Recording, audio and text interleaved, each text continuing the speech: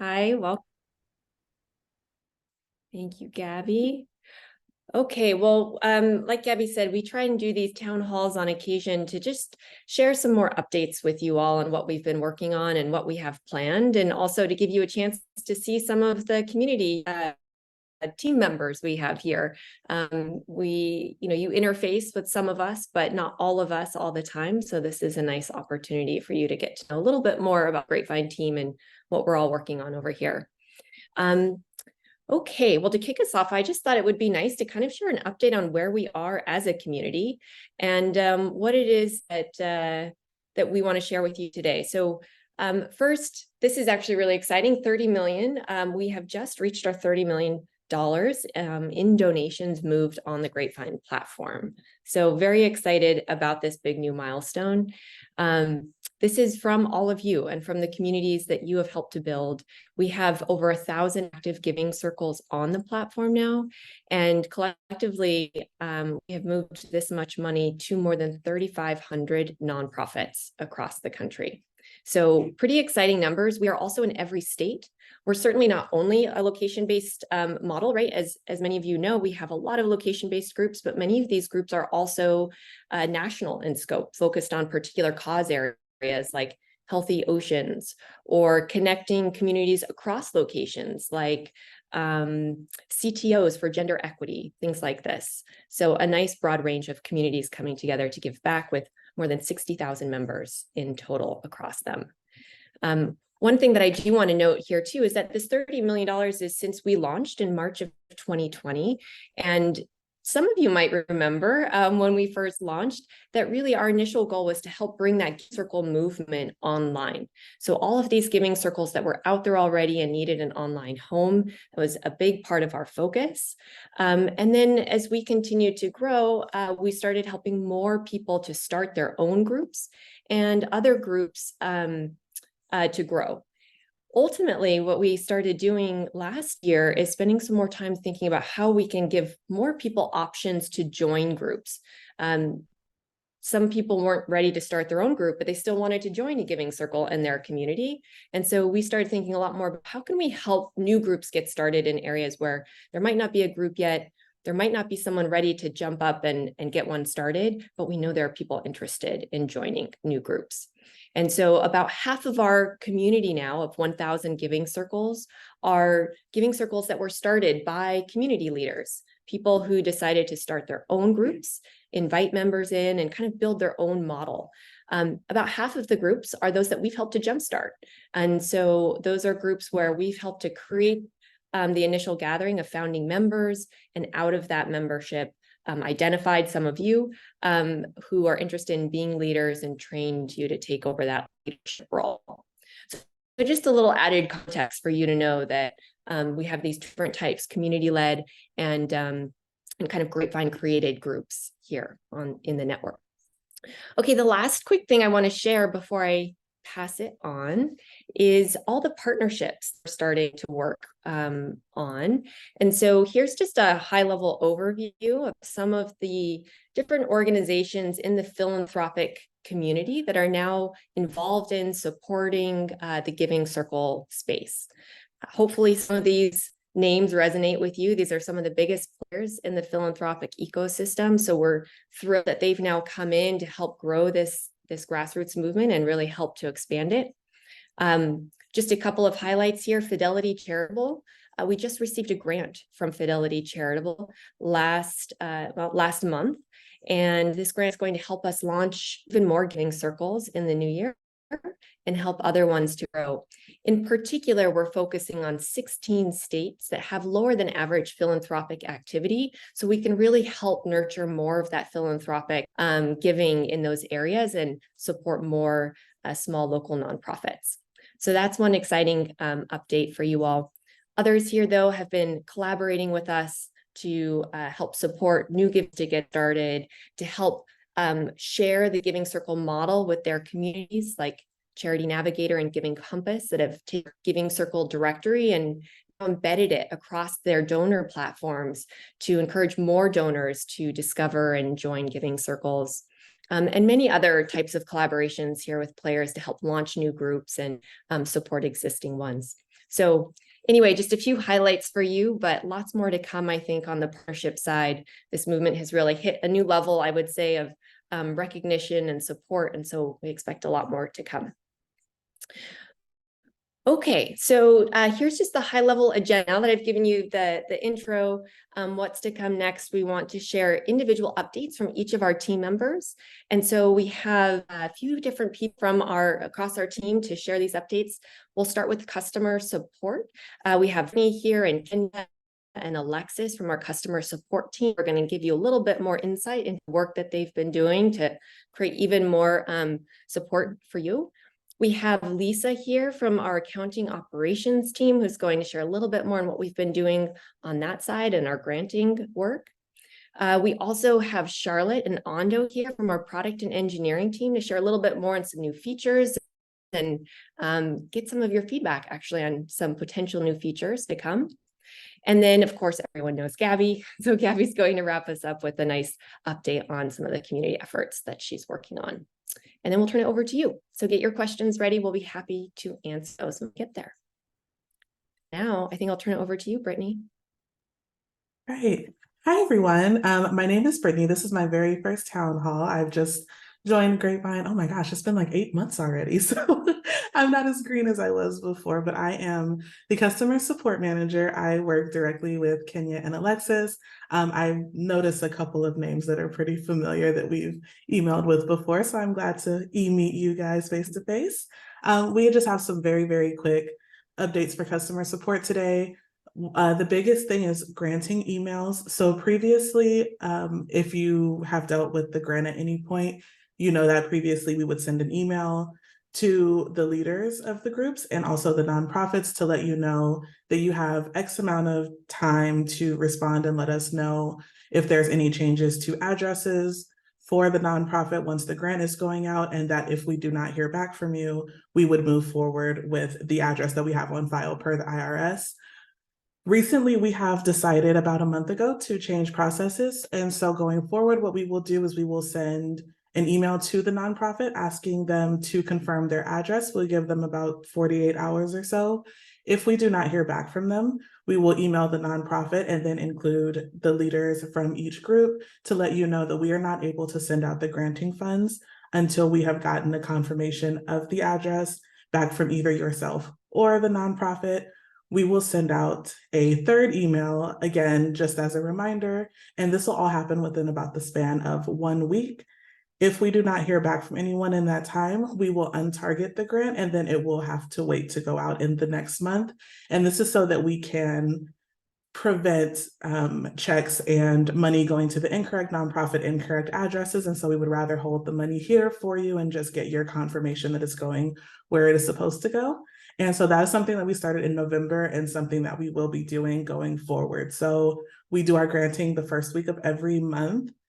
If you do miss that first week, we are going to have to push your grant into the next month, but you can always reach out to us and ask, and we can let you know what our dates are looking like and when we think the grant is going to go out. So you're not going to be blindsided that the grant has already gone out before you thought it will. And I will leave the email addresses to contact us in the chat. Gabby, if you can put the community email address there for us, and then my Grapevine email, please. And then the final thing that we want to update you on is reduced holiday hours. So this year we will be closed on the 25th, the 26th, and the 1st. And then between the 22nd and the 2nd, I think there are about 4 business days or so in between that time, we will be working on a reduced schedule. So we just want to give you a heads up before time. Please understand that you'll be getting a slower response during this time frame. But of course, if anything is urgent, please let us know and we'll get to you before the holiday period comes and goes. And that was all that we had for our updates to customer support today. Awesome. Thank you so much, Brittany. Okay, moving on, I'm going to hand it over to you, Lisa. Hi, my name is Lisa Fung, and I'm working in the accounting operations department. You probably have recognized the name of Jesse or Alexis, as they are really working directly with you, but I do some of the information and support on the back end. I wanted to remind all the Giving Circle leaders that we can now also accept offline platform donations. So what that means is that a lot of companies may do matching donations through employee giving programs. So those platforms such as Benevity, Your Cause, Blackbot, and Cybergrants can also send us donations. So that's another opportunity to remind your giving circle of these opportunities for raising additional funds.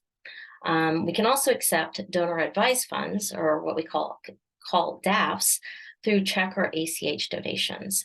And it's very easy. This deck will be sent to you after this meeting, but these are the addresses and the routing numbers and the account numbers if you'd like to send your funds via ACH or directly as a check directly.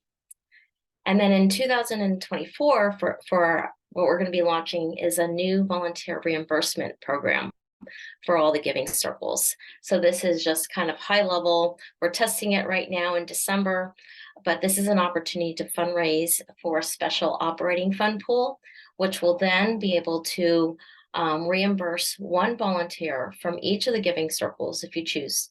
And we can reimburse them from this operating fund pool for expenses incurred relating to fundraising activities. So stay tuned. We'll have more information on how to set that up and what that entails in hopefully in Q1 of 2024. Thank you. Perfect. Thank you so much, Lisa. Okay, moving on. I'm going to pass it over to Charlotte. Hi, everyone. So nice to see you all. So I'm going to do a demo of 2 features, and then I want to turn it over to you to fill in a quick survey while we're on the call. So I'm going to just share my screen. I'm going to take over Gabby, if that's okay. Here we go. Okay, can you see my profile page? Looks good. Yes, great. I see a nod. Okay. So the feature I want to talk about is the ability now to bookmark your favorite nonprofits on Grapevine. So this is the profile page within your account settings. And I'm going to go ahead and type a nonprofit that's local in the Bronx. And so, you know, it's a normal type ahead, as you can see for the nonprofits when you do nomination.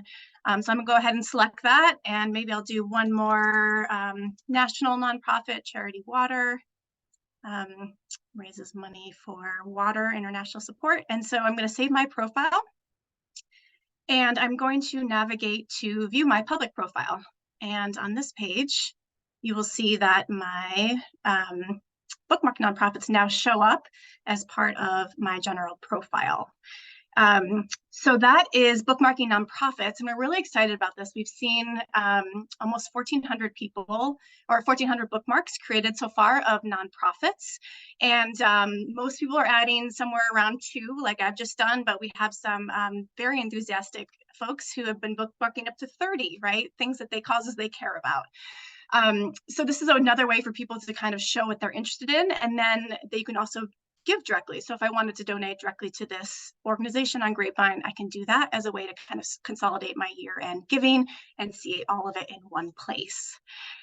So next up for this feature, we want to start to figure out how we can surface this when it comes time to nominations and other ways to remind people about all the really amazing nonprofits they care about and that they may want to nominate for their giving circle.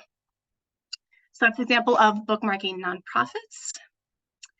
And I'm going to show one feature that's specific to leaders in this group. And that is the ability to spotlight members versus donors. So if I go to the impact tab, and this is the demo circle, so some stuff going on here, but these are this is the amount this demo circle has raised and the number of members. But there's many groups for whom you can donate without being a member.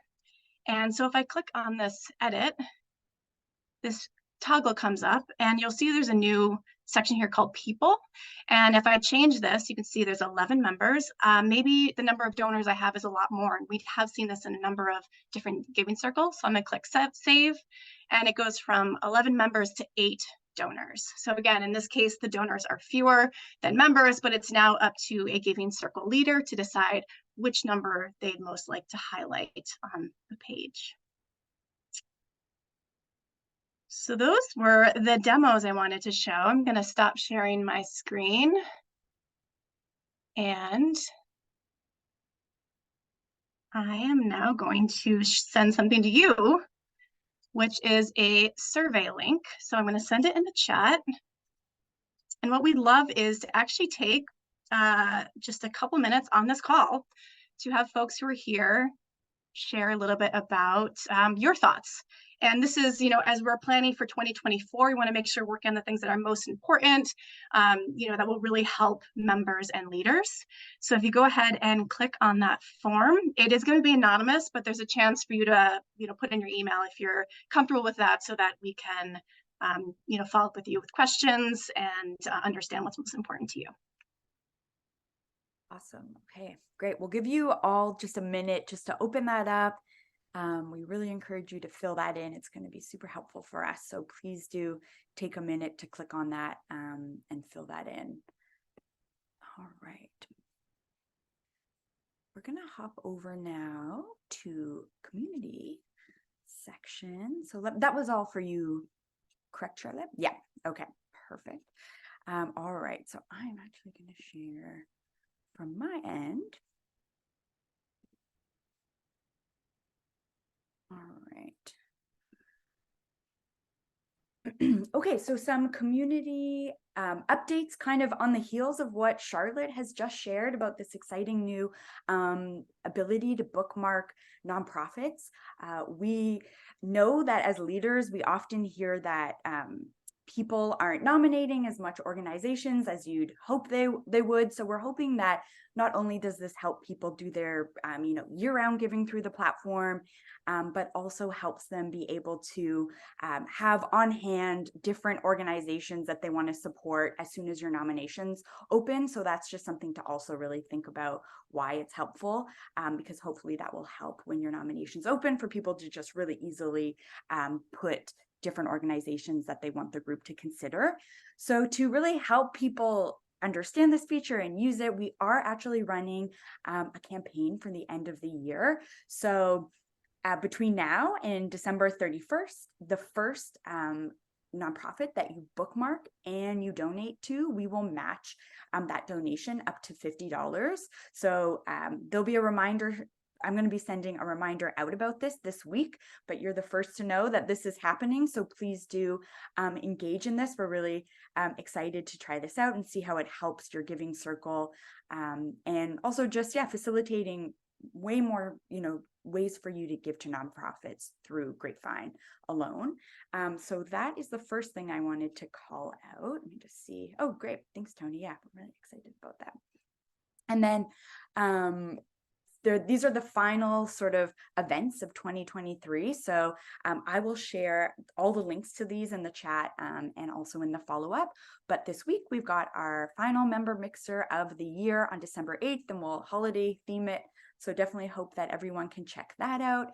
Our last leader workshop of the year on December 13th.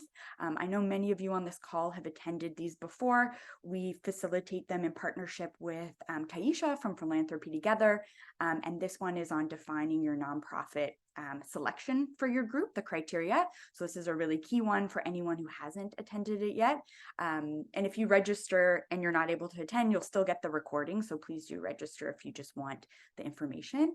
And then lastly, for any of our leaders on this call who are part of one of the groups that we kickstarted that Emily mentioned at the very beginning, I run a new Leader 101 session, and our final 2 of December will be December 7th and 14th. So they're really helpful to understand how to run your giving circle and just get things up and running really quickly. So hope to see some of you there who haven't attended yet. All right, so I'm going to move to the Q&A part, and then happy to stay on as well if we want to put some music on, so you can spend the last part of this filling in that form that Charlotte had put in the chat. But before we do that, would love to turn it over to all of you and see if anyone has any questions about anything that was presented, or in general, any questions for us. Now that you've got the full team here, we've got our full attention. feel free to drop it in the chat, or you can also unmute. We will read it out if it's in the chat. Janine, go ahead. First of all, I just want to thank the leadership team for everything you guys have done. We're a very small group. Technically, it says we have 66 members, but there's about 8 of us that do everything. And we have a lot of people who donate. They literally love us. They just say, here's money, donate it. We trust you. And so I just wanted to say we've built a lot of community. We went out to the farmers market and we started letting people know, and we got the attention of our mayor, which we're a small town, Longmont, we're probably only 128,000 people. But we got the attention of our mayors and 3 of our council members, and they are now bringing to our attention additional nonprofits because they'd like us to do more granting. So I just wanted to say none of this would have happened had you not done what you're doing. And I just wanted to say thank you. I came because I wanted to say thank you to everybody. Didn't really have any questions. Just keep doing the work you do because it helps people like me. Appreciate you. Thanks so much, Janine. I was actually talking about you earlier to Brittany, and I was like, if Janine comes, she always brings the positivity. So I'm so glad you shared that. Thank you so much. And congratulations. That's so exciting. Getting the mayor and all of that awareness and support. It's fantastic. Yeah, that's really exciting. Okay, Yvonne, go ahead. Well, I just can't help but say +1 to Janine's appreciation to all of you. It's amazing to hear the progress. So thanks for sharing that, Emily. I wanted to confirm what I think is an update that wasn't covered in here, which is working to better, I'll call it groom the membership list. Like we have 340 members, but only about 98 that donate. And so and my understanding is there'll be something that you're doing on your end to start to groom that. We've been trying ourselves to send notes, hey, please donate. We want you to be an active member, blah, blah, blah. Just really hasn't gone anywhere. So I just want to make sure I understand what that change is and how that will work, just so we can stop doing things in service of supporting what you all will be doing. Yeah, I can speak to that a little bit. And then Charlotte, I saw you nodding as well, if there's anything you wanted to share. But we are, for the groups that we have helped to kickstart, like yours, Yvonne, the ones that have leaders in place, we are going out to any members of those groups who have never donated before to the group and been a part of it for 1 or more cycles. And we're encouraging them to donate through education about collective giving and the group itself. And if they do not, we will proactively remove them from the group. Of course, they can join again at any point, but it's just so that you have a better sense of who is actually in your group donating. Because we've gotten a lot of feedback from leaders that there have been a lot of people in the group for a long period of time who are not donating. So we're hoping that helps engage people, and then the people it doesn't, at least there's not confusion there. So that will be happening. We did a pilot test of it. So some of you might have experienced that pilot test, but now we're rolling it out to all of our groups. So that will happen for your group this month. Perfect. Thank you so much. Yeah.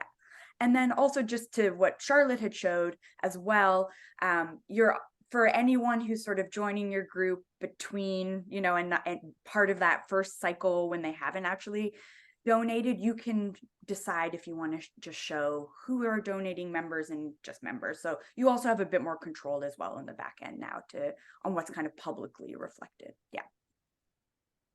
Anything else anyone from the team wants to add on that at all?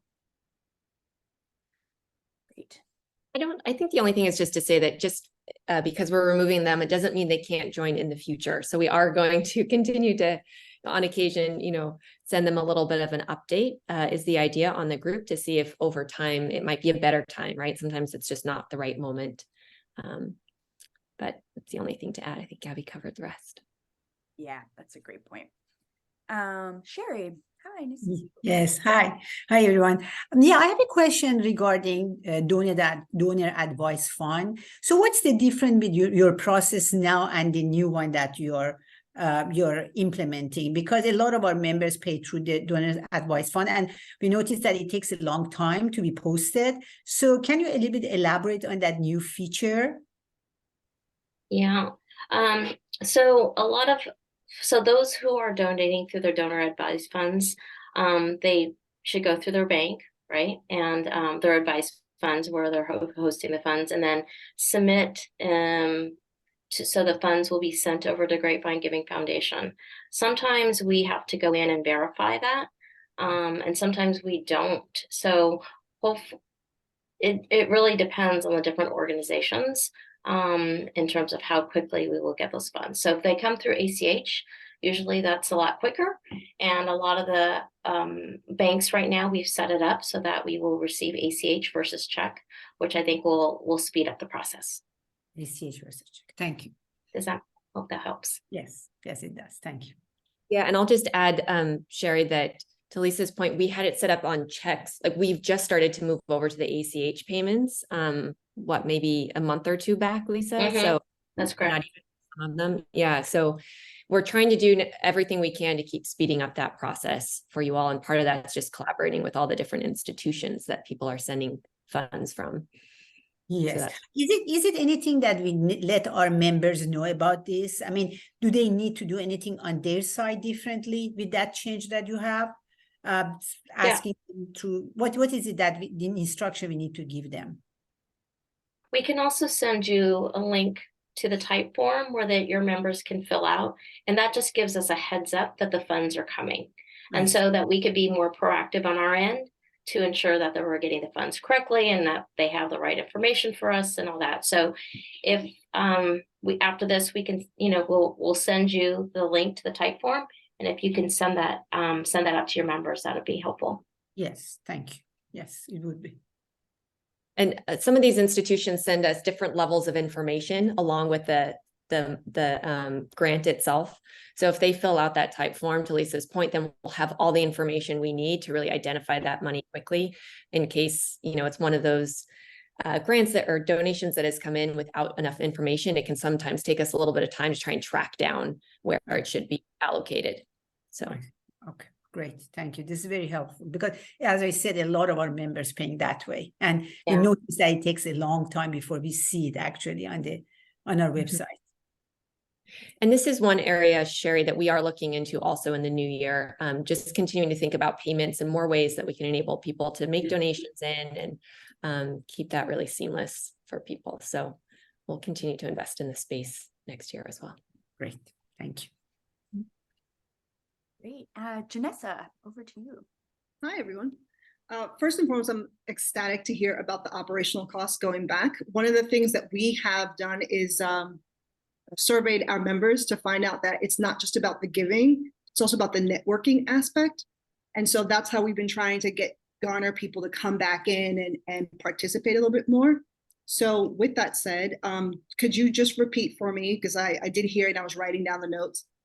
When does that release happen for the operational cost of it? And then secondly, is there anything with brand standards when we're trying to promote like the Instagram account for, we'll be having this kind of event. So if you're not following the Grapevine site, maybe they're following Instagram. Yeah, I'll answer the question about the operational, and then maybe Gabby, you can answer the question about the brand. We're launching a page that will give you all the information on how to start the operating pool. And what you'll be doing is fundraising for this operating pool, and then you'll pick one volunteer from your circle to determine that they will be given, they'll be eligible to fill out a form and to submit their receipts, and then we'll make the distribution through ACH, refunding them for the expenses. And so hopefully that will launch in January of 2024. Yeah, thanks, Lisa. And just so you know, we've been piloting this with a handful of giving circles to kind of work out the kinks, right? It's a new process. And so we wanted to make sure that we had that ready for you all. So it is really a reimbursement process initially, and only one person per giving circle that we can set up for this. But if all goes well, it's another area where we could look to expand over time. But I think this will hopefully address most of the challenges people have with those operating funding needs. And in the follow-up, I will include information to let me know if you want your group to be a part of this, so we can either pilot with you or you can be included in the new year. So you'll have a way to let me know, so we include you in that. Yeah. Great. And Gabby, did you want to mention anything about the brand? Oh, yes, thank you. Janessa, were you wondering more if your group creates its own social channel, or? We did, but we were like, we're never on brand with what Grapevine. Like, we never knew what colored yellow we should use, or like things like that. Yes, I can, I will connect with you. Actually, and I'll include in the follow-up our sort of like colors and stuff like that, if you want to be in line with that, and our logo, all that kind of stuff. We don't have any strict policy. A lot of our groups completely do their own branding. They don't even mention Grapevine. That's totally fine, but a lot like to have our logo, for example, just for sort of social proof and all that kind of stuff. So really up to you, but we won't reach out and shut you down or anything if it's not in line with our look, but I will include some information there so you've got all of it should you want to align there. All right, and just want to clarify, I can see Bridget's got this question in the chat. Can non-giving members opt to stay in without donating? So just to clarify, the emails I was talking about in response to Yvonne were more to the groups that we helped to kickstart. So Bridget, your group, since you kickstarted it on your own, it's sort of being run to your vision. This won't affect you. You can run it however you'd like to. This is more for the groups that we helped to get off the ground there. So hopefully that clarifies. All right, let me just see what else we've got here. Okay, so I can see a question from Natasha in the chat. Do you have any feedback on increasing member activity on the site?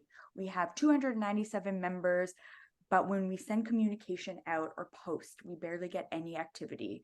I am really curious. I'm curious from anyone on this call, actually, who's a leader, if any feedback jumps out at you. I have some thoughts, but it's always helpful to hear from other leaders first.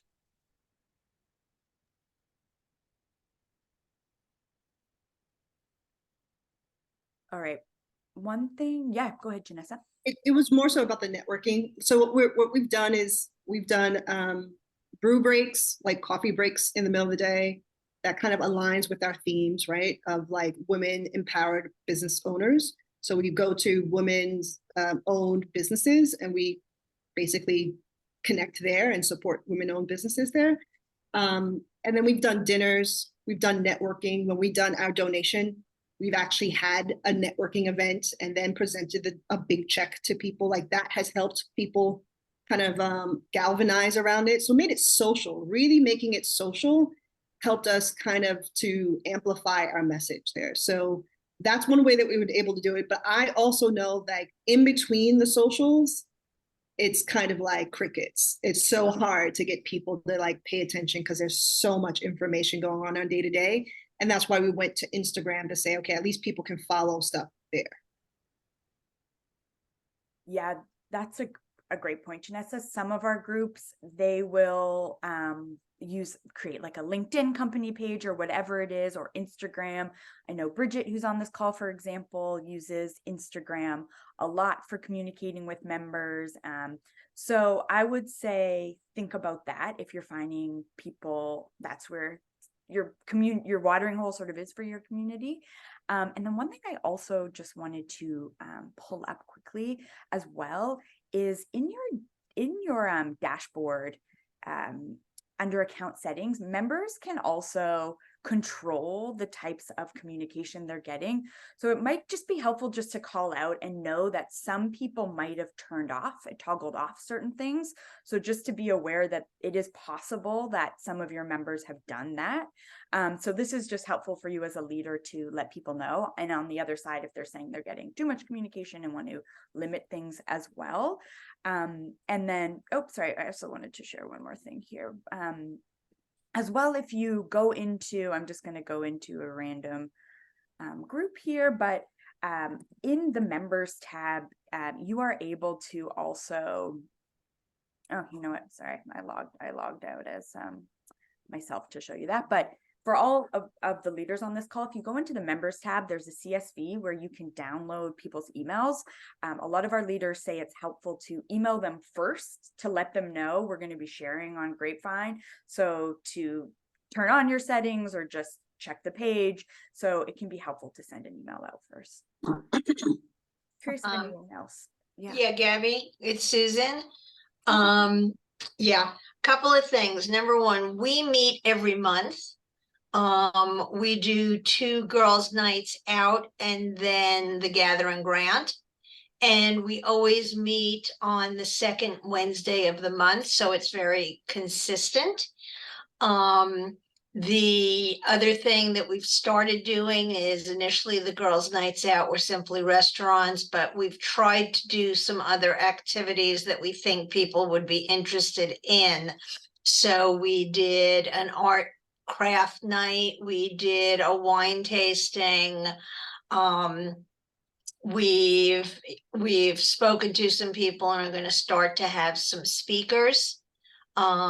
January, we're doing an organization person, and we're also going to be having a fund drive where we're going to be collecting clothing to give to savers. So we thought that we're tying it together so that that person who's going to be presenting can also help to encourage the members to put their black bags together so that we can donate them. So we're trying to do things that might interest different people on different nights. But I think we do run into the same situation where, if it's 15 to 20 people who show up on any given night, even though we're showing over 200 members, and the last given grant, I think 36 or 38 people actually voted at the Gathering Grant. So relative to the number of members, that's pretty low relative to the number of paying members. So we're also trying to figure out, there are people who keep giving because we're getting the donations, but they're not necessarily as actively involved in the democratic process to choose the nonprofits. So, we're having success in some ways, but not as great success in others. And I would just jump in here too quickly. Thank you for sharing that, Susan, and others for sharing as well. And in the chat, I think one thing that we have seen, we've actually done some research here at Grapevine, talking to members across different giving circles to get their feedback on their experience.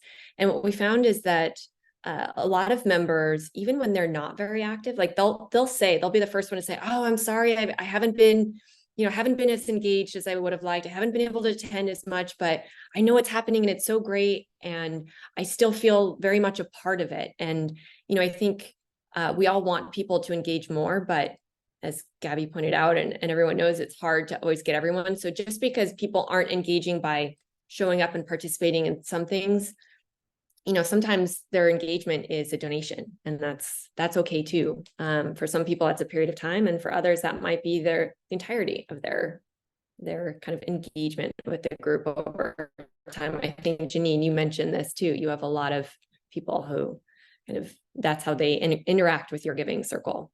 So anyway, I would just encourage all of you to think more broadly about that too. I know we all want to get people there and involved in as much as possible, but don't take it, like it's a bad sign if people aren't all showing up for all the things. Yeah, Janine. Yeah, I just real quickly wanted to let you know, when you download that CSV, a lot of times people have put their phone numbers, or we've managed to get them from their signature block on the emails. And I just wanted to let you know, we called everybody we could find a number for or what have you, and let them know we saw them. We acknowledged that they're very busy. How could we serve them, since we knew that we were representing them in a way with their dollars? And we got more response on that, which, to Emily's point, was the same thing. That's why I know that even though we have 66 members there, that there's 11 of them that choose not to participate in any way but throw money at us. And that's why we have the low numbers when it comes to email marketing, which is what we're doing through Grapevine. And please remember the numbers. If you send out emails and you have a 30% open rate, that is huge. And if you have 2% that actually engage with you, that is good. So just letting you know some numbers. Thanks, Janine. Okay, we've just got 2 minutes left, so I'm aware of time here. Does anyone, I can see people sharing in the chat. Thank you so much. I know Tony had asked for examples of different people's social pages that they're doing, so please do share those in the chat. Any final questions or anything anyone's wondering before we wrap up? All right, well, I would definitely encourage you then to take the last moment and just fill out the survey that Charlotte had put in the chat. Actually, Charlotte, if you want to drop it in one more time so it's fresh in there. We will hang on here for the last minute, so please do fill out that survey as you're on here. And yeah, appreciate everyone's just feedback and joining us. And I will be sending a wrap-up email, so you have everything, and also any feedback you have on these sessions is really, really useful. Oh, and I can see, Emily, you've dropped one thing in the chat here. Go ahead. Yeah, this was another Giving Circle leader shared this idea just, I don't know, this past week. So I thought that might be another good tip, to just reach out to anyone who maybe didn't show up to something and let them know they were missed. Just, being seen, being acknowledged for being somewhere. And also when you're not able to make it, I think can encourage people to think that it does make a difference, and to show up next time if they can. Definitely. And taking photos and sharing those out, that's a huge thing as well. Even if it's a virtual event, that really, really helps people get a sense of what they missed and what the group's about. You might even want to change your banner photo to an actual one of the group. So all little things you can do to really educate your members and encourage them to participate. All right, well, we are right at time. So thank you so much, everyone, for joining. I hope to see some of you this week at the member mixer. It'll be a fun hour together to sort of wrap up before the new year and celebrate the holidays. So really appreciate everyone hopping on, and we'll see all of you soon. And thank you to the Grapevine team for all taking some time to share today. Thank you. Thanks so much, everyone. Thank you. Bye. Thank you. everyone. Bye. Nice to meet you all.